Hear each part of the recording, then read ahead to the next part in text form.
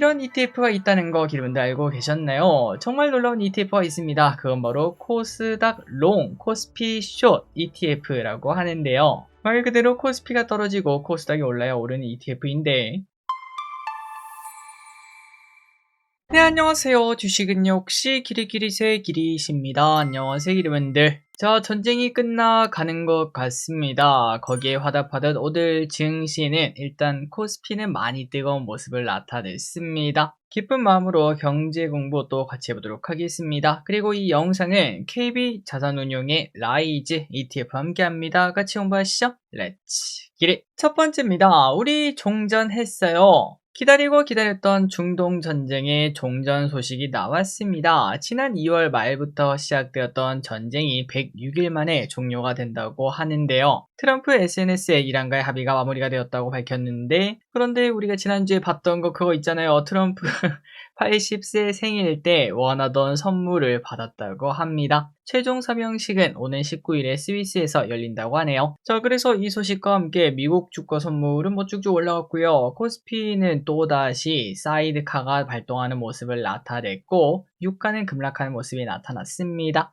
이 흐름 계속 이어졌으면 좋겠고 변수 없으면 좋겠네요. 자, 다만 여지는 남는다고 합니다. 100일 넘게 이어지던 전쟁이 끝난다고 모든 게 한순간에 제자리로 돌아가지는 않겠죠. 세계 물동량의 20%를 담당하던 호르무즈 해협이 개방된다는 소식에 환호하긴 했으나, 전쟁 과정에서 피해를 본 산유국들의 생산시설이 가동되고 정상화까지는 당연히 큰 시간이 필요합니다. 그러다 보니까 지금 이제 유가가 좀 낮아지는 모습을 나타냈으나, 고유가 흐름이 짧게는 수개월에서 길게는 2년까지도 걸린다라는 예측이 나타난다고 하네요. 그리고 환율도 잡히고 있지 않습니다. 지정학적 리스크 해소 등으로 외국인들의 국내 주식 매도 압력은 좀 줄어들 수 있겠지만, 여전히 높은 환율 때문에 물가가 잡히기 어렵다고 하네요. 그러다 보니까 이렇게 전쟁이 끝난다고 하더라도 그러면 이거 우리나라 금리 인상도 좀 멈추지 않을까 이런 생각을 할 수 있었지만, 일단 지금까지 봤을 때는 그거는 쉽지 않다고 합니다.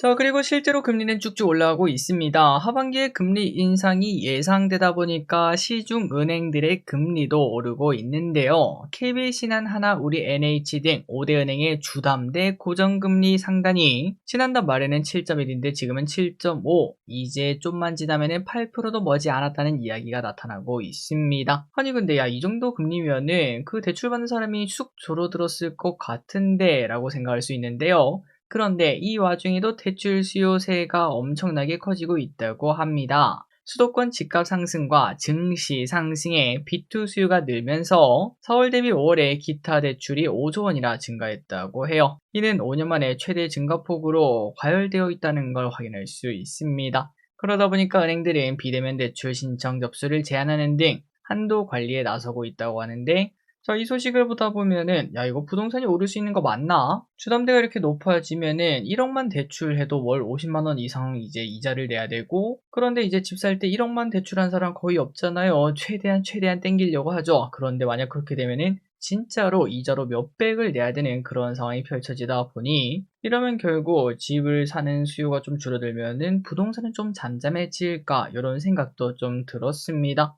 자, 다만 그와 동시에 또 드는 생각은, 증시가 계속 뜨겁다 보면은 우리가 이렇게 또 주식한 이유가 뭘까요? 결국 다 돈 벌어서 이제 집 하나 살려고 그런 분들이 많지 않겠습니까? 주식에서 돈 버는 사람들이 많으면 많을수록 집을 사는 사람들이 또 많아지기 때문에 오히려 집값 상승은 더 이어질 수도 있겠다 이런 생각도 같이 들었습니다. 과연 앞으로 부동산은 어떻게 될까요? 다음입니다. 고환율에 씨름하는 기업들. 자, 이달 들어 환율이 1,560원까지 치솟는 등 고환율이 이어지고 있으면서 오늘은 좀 잠잠해지긴 했으나 산업계는 큰 부담을 느낄 수밖에 없습니다. 특히 힘들어하는 산업이 어딘가? 원재료를 수입하는 쪽이겠죠. 시멘트, 항공, 철강, 정유가 대표적이라고 합니다.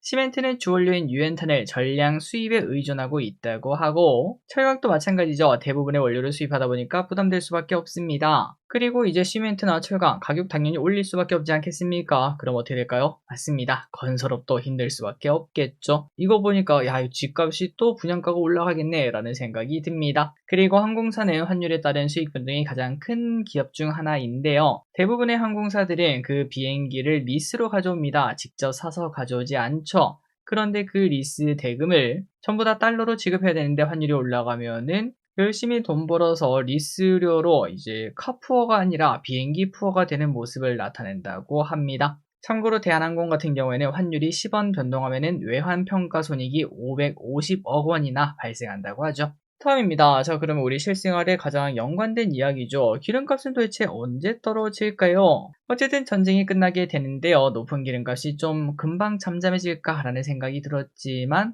일단 기본적으로 최소한 2, 3주의 시간은 필요할 것 같습니다. 여러분들이 아시다시피 이제 기름값이 오를 때도 2, 3주 뒤에 점진적으로 쭉쭉쭉 올라가지 않았겠습니까? 그 반대로 떨어질 때도 마찬가지라는 거죠. 자, 그러면 여기서 궁금한 게 생겼습니다. 바로 1,700원 그 정도까지 쭉 떨어지나요? 라고 물어봤는데 그건 그렇지 않다고 해요. 호르무즈 해협이 열려도 물리적인 정상화가 되려면 수개월이 더 걸리게 된다고 하고 아까 보다시피 최소 몇 개월에서 최대 2년이나 걸린다고 하죠. 그리고 지금 묶여있는 배만 빠져나가는데도 몇 개월이 더 걸린다고 합니다. 그리고 여전히 이 중동에 대한 불확실성이 확실하게 생기지 않았겠습니까? 그래서 글로벌에 있는 정유사들이 전쟁 전처럼 바로 계약을 다 복원하는 게 아니라 그래 저희 좀 불안하잖아 좀 다각화하자 이런 생각과 동시에 과거처럼 바로 돌아가기는 어려운 그런 상황이라고 하네요. 그리고 또한 환율도 계속 높은 상황이라 유가 하락을 상쇄할 수도 있다 보니까 환율의 흐름도 많이 중요할 것 같습니다. 다음입니다. 그래도 유가가 하락하는 추세인 건 맞겠죠. 앞으로 계속 하락할 수도 있을 것 같은데요. 거기에 맞춰서 항공주가 오늘 상한가를 가는 모습이 나타났습니다. 자, 항공주가 오늘 이렇게 급등한 이유가 뭘까요? 아니 길이 그 유가 해봐야 뭐 85달러에서 80달러로 한 5% 정도 빠진 거 아니야? 그런데 이게 상한가 가는 거는 너무 과한 거 아니냐? 나는 이해가 안 간다. 이렇게 말씀하실 것 같은데요. 하지만 여기서 한번 직접 계산을 해보면은 실제로 항공사들의 유류비 지출은 전체 영업비용의 30% 정도 된다고 합니다. 그래서 그냥 숫자로 예시를 보자면 매출 1,000억짜리 항공사가 있어요. 그리고 그 항공사의 영업이익은 지금 현재 100억을 내고 있어요. 그런데 여기서 유류비가 얼마라고요? 전체 영업비용의 30% 수준. 그러면 유류비는 대략 270억 정도가 될 것 같은데 그런데 기름들 이 유가가 10% 오르면 어떻게 될까요? 유류비가 27억이 오르죠. 그런데 아까 봤다시피 영업이익은 100억밖에 안 되는 상황에서 27억이 더 빠져나가게 되니까 남은 거는 73억. 내 영업이익은 유가는 10%밖에 오르지 않았지만 27%나 빠진 걸 확인할 수 있습니다. 하지만 그 반대로 유가가 10% 내렸다면 영업이익은 무려 27%나 오를 수 있다 보니까 유가는 5% 빠졌지만 영업이익은 몇십 프로 개선이 될 수 있구나 이러한 생각을 해볼 수 있겠네요. 이러한 이유로 오늘 이제 항공주가 좋았고 특히 대형 항공사보다 작은 항공사 LCC 쪽이 이쪽에서 더 민감하게 작용한다는 것도 참고하시면 좋을 것 같습니다.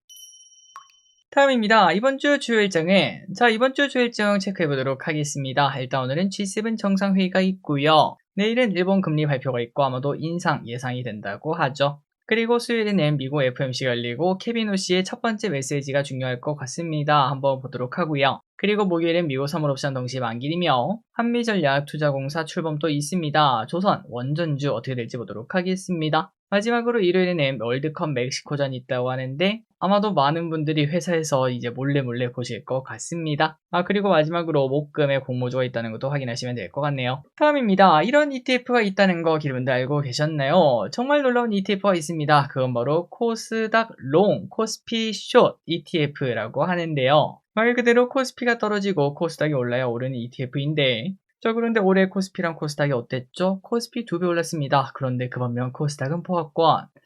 이거 오를 수가 없는 ETF 아니냐 이러한 얘기가 나타날 것 같습니다. 그래서 결국 이 ETF가 만약에 오른다면 그 반대 현상 코스피는 진짜로 떨어지고 코스닥이 올라야 되는데 과연 그런 날이 올 수 있을지 설령 코스닥이 오른다고 하더라도 코스피도 같이 오르지 않을까 이런 생각을 해봅니다. 그래서 그 반대로 코스닥 숏 그 다음에 코스피 롱은 없나 하고 찾아봤는데 그건 없더라고요. 다음입니다. 2차 국민성장펀드 3분기 뜹니다. 답도 없는 코스닥 과연 하반기는 다를까요? 일단 2차 국민성장펀드는 3분기에 등장할 예정이라고 합니다. 원래 3주 동안 팔려고 했던 게 거의 하루 만에 완판 가까이 되었으니까 추가로 만드는 건 당연한 흐름이겠죠. 3분 기준 6천억 규모의 2차 펀드가 나오게 된다고 하네요. 자, 이것도 마찬가지로 똑같습니다. 손해가 발생해도 20%까지는 정부가 먼저 책임져주는 구조이며 소득공제와 배당소득 분리과세도 동일하게 적용된다고 하니까 참고하시면 좋을 것 같습니다. 자, 지난번에 국민성장펀드가 완판되었을 때 코스닥이 폭등한 적이 있었는데요. 과연 이번에 그러한 현상을 또다시 만들어줄 수 있을지 코스닥에도 봄이 올지 보도록 하겠습니다. 다음입니다. 주말 사이 나온 소식 반응은 어땠을까요? 자, 이번 주말 사이에 좀 소식이 많았죠. 일단 엔트로픽 소식, 반도체는 일단 증시 상승 흐름을 타고 그대로 상승하는 모습이 나타났고요. 전력 설비도 좋았습니다. 호재로 작용하는 모습이군요. 그리고 소버린 AI는 어땠나 봤더니 종목별로 차이가 있으나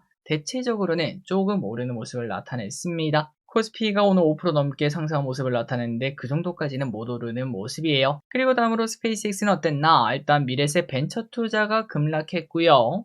미래세 증권은 하락 출발 후 보합을 나타냈다고 하네요. 그리고 그 외 우주 관련주는 결국은 뉴스에 팔아라 흐름이 나타났습니다. 다음입니다. 그리고 남북 경협도 있었죠. 트럼프랑 김정은이랑 걷는 모습을 SNS에 올린 트럼프 관련주가 어떻게 됐나 봤더니 역시나 올랐습니다. 자, 그래서 이제 대북주는 사실 이 테마주에 너무너무 가깝다 보니까 실제 수혜주 이거를 뭐 꼽는 것 자체도 조금은 의미가 크지 않은 그러한 섹터라고 볼 수 있는데요. 그래서 이제 이러한 뉴스가 나왔을 때 가장 먼저 크게 움직이는 애가 누구냐, 거래대금 많이 나온 애가 누구냐, 이게 중요할 것 같은데 오늘 보니까 요 네 가지였습니다. 코데지 컴바인, 좋은 사람들, 아난티, 현대 엘리베이터, 요 네 가지 정도가 강하게 반응하더라고요. 일단 남북 경협 쪽에 관심이 있다면 요 네 개 먼저 체크해 놓고 앞으로의 흐름을 확인하시면 좋을 것 같습니다. 다음입니다. CJ 육지에서 김 키운다. CJ 제일제당이 육지 김 생산 상용화에 나선다고 합니다.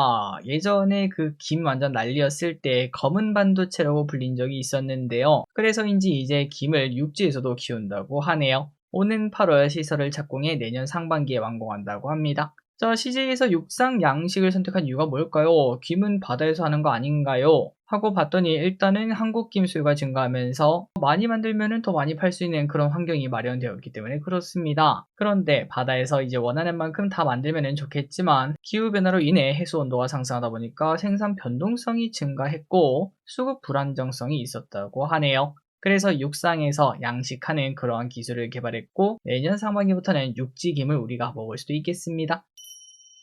다음입니다. 마이클 버리의 피. 2008년 금융위기를 예측해 화제가 되었던 마이클 버리, 이제는 계속 AI에 대한 경고를 날리고 있는데요. 지금 시장은 AI 대형주에 지나치게 집중하고 있다며 엔비디아에 대해 역사상 어느 때보다 조정 가능성이 크다라고 언급하고 있습니다. 자, 어쨌든 오늘의 내용은 그게 아니고요. 마이클 버리가 이 와중에 사는 기업도 있을 것 같은데요. 그 기업이 뭔가 봤더니 바로 룰루레몬이랑 페이팔, 이러한 소외주를 보고 있다고 합니다. 특히 룰루레몬의 주가는 1년 만에 반토막이 나며 소비재 대표 종목들 중에서 가장 부진하다고 하는데요. 자, 그럼에도 마이클 버리는 룰루레몬의 주당 유형순자산 가치에 주목하고 있습니다. 최근 3년 동안 20달러에서 40달러로 2배 가까이 증가한 점을 이유로 재무체력이 탄탄하다라고 평가하면서 매수하고 있다는 소식이네요. 뭔가 마이클 버리는 대세픽보다는 소외픽을 좋아하는 것 같습니다. 다음입니다. 오늘 효성화학이 거래 재개를 했습니다. 완전 자본 잠식으로 1년 넘게 거래가 정지되었던 효성화학이 돌아왔고 지금 주가는 어떤가 봤더니 20% 정도 하락한 6만원 초반대라고 하는군요. 자, 그런데 좀 특이한 게 있습니다. 거래 정지 전 마지막 가격이 38,900원인데 지금보다 훨씬 더 낮은 가격이었어요. 그런데 지금 가격이 얼마라고요? 하락해서 69,900원이라고요. 왜 그런가 봤더니 정규장 개시 전 호가 접수 시간에 단일가 매매 방식에 따라서 기준 가격이 정해지는데 최고가인 77,800원이 기준 가격으로 정해졌기 때문에 2배 상승으로 출발했고 거기서 지금 20% 하락하고 있다고 합니다. 그 말인즉슨 정지 전에 내가 만약에 들고 있었다면은 2년 만에 일단 2배 상승하고 출발했다, 이렇게 볼 수 있겠네요. 주주분들은 정말 지옥같은 시간에서 그래도 행복한 시간으로 바뀌셨을 것 같습니다. 마지막입니다. 전력 설비도 올랐어요. 오늘은 그동안 쉬어가던 전력주들이 불타오르는 모습인데요. 빅테크의 캐펙스 투자는 여전히 상향되는 구간이고 전력 설비 업체들의 수주도 여전히 빵빵하다고 합니다. 자, 그래서 효성중공업 또다시 달리기 시작하는 건가요? 효성중공업은 북미 전력시장 공략을 본격화한다는 소식을 발표했고요. 자회사와 미국 전력인프라 솔루션 기업의 조인트 벤처를 설립, 이번 투자로 국내 업체들 유일하게 미국에서 변압기, 차단기를 모두 생산하는 체제를 구축하게 되었다고 합니다. 11% 상승. 그리고 이 와중에 모건 스탠리도 여전히 AI의 핵심 병목을 전력 인프라로 보고 있으며 유안타도 하반기에는 수주 가이던스가 늘어나는 기업을 중심으로 지켜보자 이렇게 말했다고 하네요. 자, 결국 다 이제 AI 쪽에서 돌고 돕니다. 반도체, 피지컬 AI, 전력, 그리고 또 이러다가 뭐 원전주도 또 오를 거고요. 그 다음에는 통신 장비도 또 오를 거고요. 이런 식으로 계속 돌고 도는 와중에 우리는 그 친구들을 조금씩 담아보는 전략을 충분히 사용할 수 있겠습니다. 자, 오늘의 공부 여기까지 끝났습니다. 항상 그중에서 진심으로 감사합니다. 지금까지 키리셨습니다. 빠이요.